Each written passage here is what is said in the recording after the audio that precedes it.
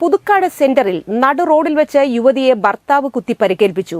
ബസാർ റോഡിലെ SBI ബാങ്കിലെ cleaning ജീവനക്കാരിയായ Kottekkad ഒലഴിക്കൽ വീട്ടിൽ 28 വയസ്സുള്ള ബിബിതയ്ക്കാണ് കുത്തേറ്റത്.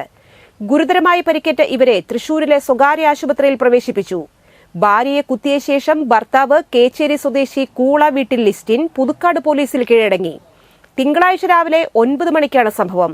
ബസ് ഇറങ്ങി ബാങ്കിലേക്ക് പോകുന്നതിനിടെ പുതുക്കാട് പള്ളിയുടെ മുൻപിൽ വെച്ച് ലിസ്റ്റിൻ ബിബിതയെ കുത്തുകയായിരുന്നു. റോഡിൽ വീണ് കിടന്ന യുവതിയെ നാട്ടുകാർ ചേർന്നാണ് പുതുക്കാട് താലൂക്ക് ആശുപത്രിയിൽ എത്തിച്ചത്. 9 തവണ യുവതിക്ക് കുത്തേറ്റു. കുടുംബ പ്രശ്നങ്ങളെ തുടർന്ന് ഇരുവരും അകന്നു കഴിയുകയാണ്. 10 വയസ്സുള്ള ഇവരുടെ മകൻ ലിസ്റ്റിന്റെ കൂടെയാണ്. മകന്റെ ചികിത്സയ്ക്ക് പണം ചോദിച്ചത് നൽകാത്തതിലുള്ള വൈരാഗ്യവും ഭാര്യയോടുള്ള സംശയവുമാണ് ആക്രമണത്തിന് കാരണമെന്ന് പറയുന്നു. കുറച്ചുനാൾ മുൻപ് ബാങ്കിലെത്തി ഭാര്യയെ ആക്രമിച്ച സംഭവത്തിൽ ലിസ്റ്റിനെതിരെ പുതുക്കാട് പോലീസിൽ പരാതിയുണ്ട്.